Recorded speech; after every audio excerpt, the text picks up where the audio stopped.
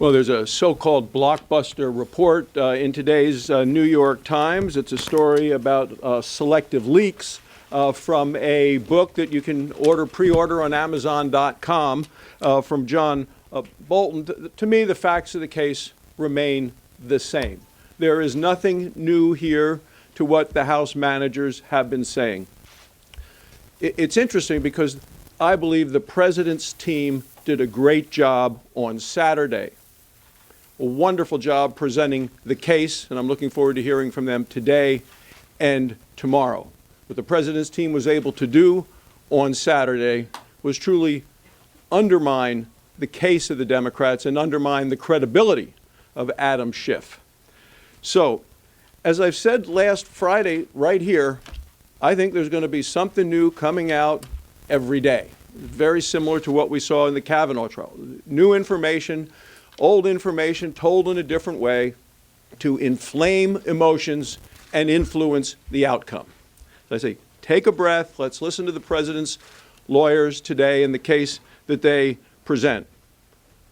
We're going to get to the specific question of witnesses on Friday. We have 2 more days of hearing from the president's team. We have 16 hours of questioning by the senators. And voting begins in Iowa on Monday. This coming Monday, elections are on the ballot. The public was polled this past weekend. Do you have enough information? Do you believe senators have enough information to make an informed decision at this point?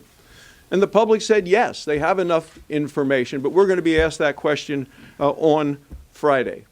So I would say at this point, just take a breath, listen to what we hear from the president's defense team today and tomorrow, listen to the questions, and let the voters decide the outcome of who should be their president.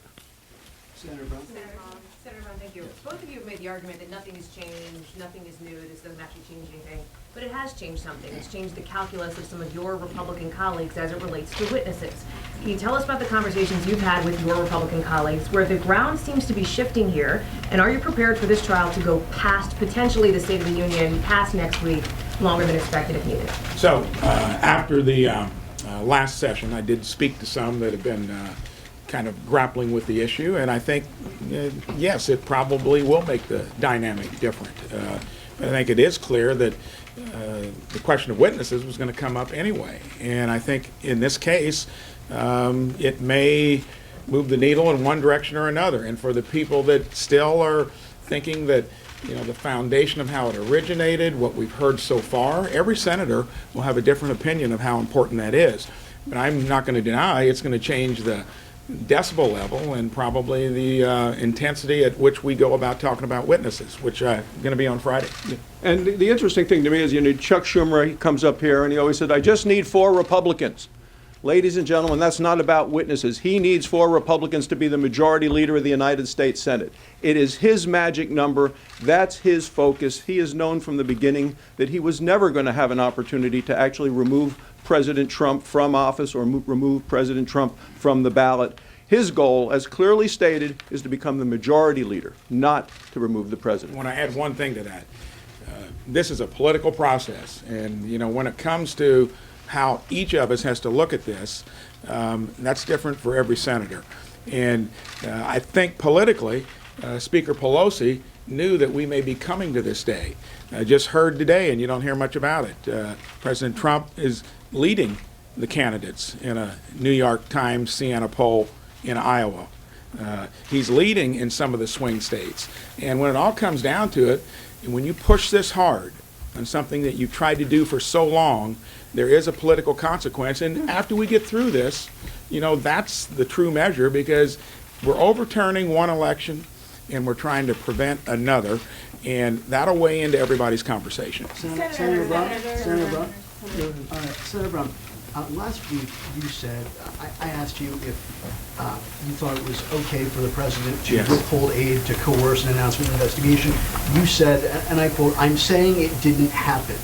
Apparently, John Bolton says that it did. Is John Bolton lying, sir? You know as well as I do, when I said it didn't happen, is that the aid was released. They had the meeting. There was not an investigation, and the one fact witness, President Zelensky, said there was no pressure. If you have to spell it out in detail, most people got that. That's what I meant. But is John Bolton lying, sir? Is he telling me? We'll find that out if we get to him as a witness. And President Trump said that what he's saying is not the case. So, If you take a look at the picture of aid to Ukraine, and I've been there a number of times, President Trump has done so much more to help the people of Ukraine, the freedom fighters, the liberties of the people there, with the aid from the United States than we ever got from the previous administration. President Zelensky said he didn't even know that there was a temporary pause in the aid until after reports came out and after the aid started to flow. So, you know, if the issue is aid to Ukraine, the quid pro quo, the money went out, President Trump received nothing in return. take one more, and then John will take one more. Senator, just big picture here. Yeah. John Bolton is now saying that the president told him to continue withholding this aid until Ukraine agreed to these investigations. And it's not just Bolton. You also have the testimony from Gordon Sondland, the comments from Mick Mulvaney. Do you believe John Bolton? You know, I was asked that last night. Is he a credible witness? And I have no, you know, when it comes to John Bolton, if we get the witnesses, it's going to have two things involved. He will be vetted in terms of all the things you do with a witness, whether you believe him or not from the get-go. And then with certainty, you know, we will have witnesses too. So that's what we'll talk about, and it'll be in that context. And there is nothing new here that John Bolton didn't know before the House managers rested their case and stopped calling witnesses, and they never chose to call John Bolton. They have for 25 years undermined the credibility of John Bolton on item after item and not trusting his judgment, his temperament, and you've seen that for a long, long time of his history.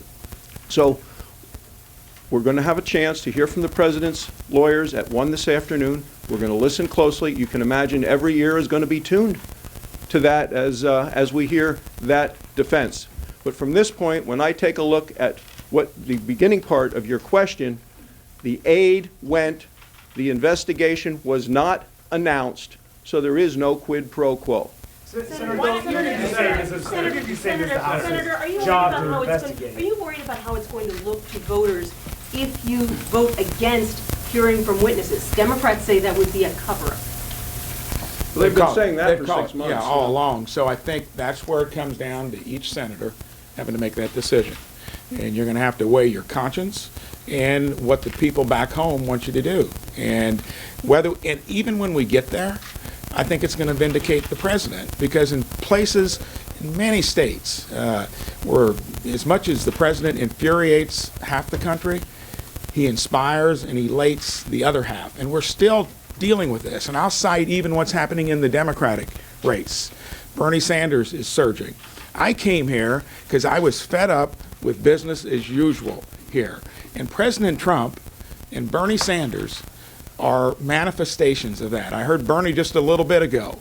I'm speaking against the establishment, you know, talking to his voters. And it'll all be played out in the long run. We're going to get through this trial. The president's going to be vindicated because he came here to shake up the system. The agenda is working, and we'll go on, and we're not going to overturn one election and prevent another. Thank you.